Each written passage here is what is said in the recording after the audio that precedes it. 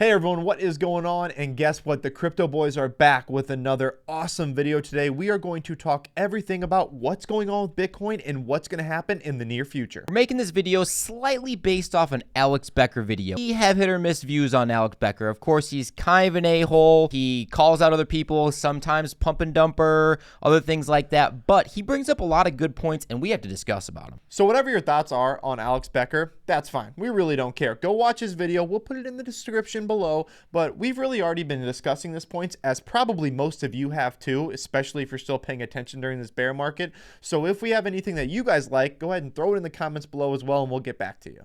As you guys know from watching all of our videos, we are not TA guys. We don't do the TA, we don't do the ABC waves or anything like that. It's great stuff. We don't do it. We are just making this video specifically based on macro environments and macro things going on in the entire world. There's so much going on right now. It's kind of apples to oranges of previous bear markets that we've been through. That's a great point, Joe. So basically what he's saying, guys, is that there wasn't also a macro bear market going on as well. And equities, looks like housing could be coming up next. Have you guys filled up your gas tank lately? Yeah, that's a problem. So what we're saying is this crypto bear market is going to be completely different than the other ones before. As Mark Twain would say, history doesn't always repeat itself, but it does rhyme. Can you get some of that information? Absolutely. And we're going to go over that today. So we have to talk about the traditional markets and the equity markets. In 2008, it technically bottomed then. We retested the NASDAQ around that time. You know, basically you can see that point right there. We bottomed and then we retested it in March of 2009. Now, of course, 2009 was not necessarily when you thought about the bottom of the market, you thought 2008, but if you view right here, S&P 500 did bottom that same exact time when they hit that higher low, technically not a lower low for the NASDAQ, but the S&P did hit that lower low. So we're going to bounce right on over to this next chart, and really based off of what Joe just said is that yes, the NASDAQ, yes, the S&P 500 technically bottomed between the 2008-2009 period.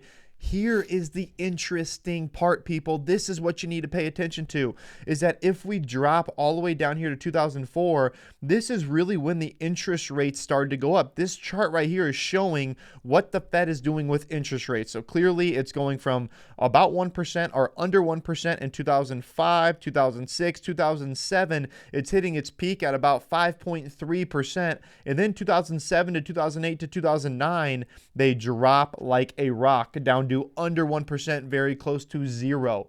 So again, everybody thinks of the bear market being 2008, 2009, which is true, but honestly, the interest rates were going down that entire time, if not a year before. So what that means is right now in time, I mean, we're over here, right? We are climbing up very, very quickly. So we are here. We're not in that recession and that bottom just yet. If we're looking at traditional markets, we're still going up. Not until we flip, until the Fed flips what they're doing with these interest rate hikes, will we actually technically hit a bottom. To discuss this even further, think about it. Just logically think about this, is that the interest rates are now going down because they've already hit it at a high. But at that point in time, people are still spending money on the way up. When things are going back down, that means people are starting to not spend money. They're starting to try to stack cash even more. They don't have as much money. Credit card debt, go ahead and pull up the chart, is going way up. And that is not the point we're at right now. Now, when the Fed starts to turn and they start to pivot, that's when you really need to start looking at this market as far as us trying to start to find a bottom, and things will start to reverse at that point. So if you're looking only at the crypto market right now, just in a small bubble, in a small sector by itself, it feels like maybe the bottom's in. Like, what else could possibly happen in this terrible crypto market with the SBF collapse and the Luna collapse and the Voyager issue? Like, nothing else can hit us so hard that it'll go down lower. Maybe there's something that goes down a little bit more.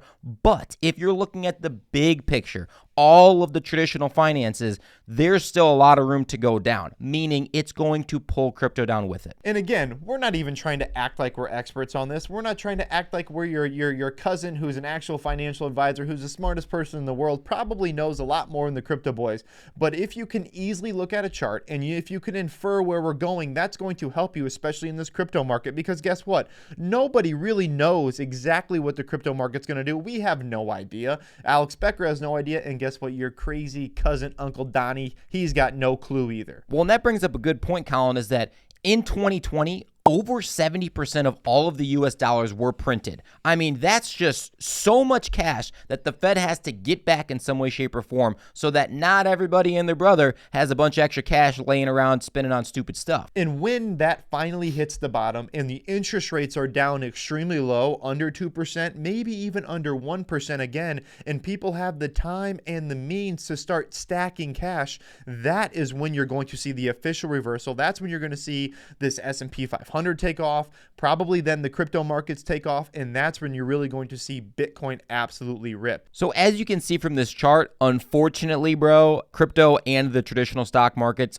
are correlated. They're correlated very closely. When the traditional markets go down, when the S&P 500 goes down, crypto goes down. It just goes down exponentially because the market cap is so much smaller. It's easier to move, right? You know, when we're kind of stagnant, but we're just zigzag, right? So are we going up? Yeah, sure, a little bit right here, but when the traditional markets go up, that is when Bitcoin is going to explode. That is when the crypto market is going to explode. So you have to pay attention to the correlation because unfortunately, they are correlated. Okay, so the final point we need to make on this video, which we think is extremely important, is number one, and you have to listen to this, is like the damn video, subscribe to the Crypto Boys channel, because guess what? We're going to be killing it, and you're going to want to be with us every single step of the way. Now, we can flow into, guess what? A situation we've never been into before is that the equities market is also in a bear market with the crypto market. Sure, the crypto market has had a lot of bear markets throughout, really, since it's been invented in 2008, October 31st of 2008 to be exact. We have not been simultaneously in a bear market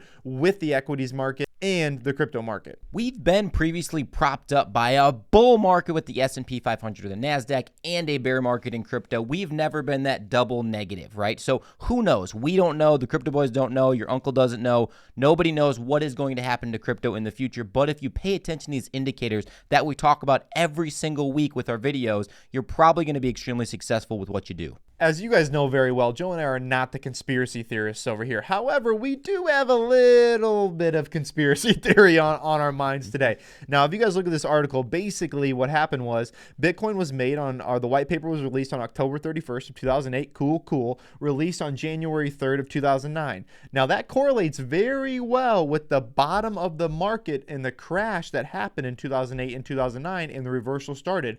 So did somebody make 21 million Bitcoin to reach $1 million a piece to make what basically was essentially a market that was worth about 21 trillion to make Bitcoin worth about 21 trillion? Who knows? The Crypto Boys don't, and guess what? You don't either. But what do you guys think? Put it down in the comments below. We'd love to hear what you guys have to say about it. We'll get back to all of your guys' comments, and as always, thanks for rocking with the fittest crypto channel on YouTube. We're out.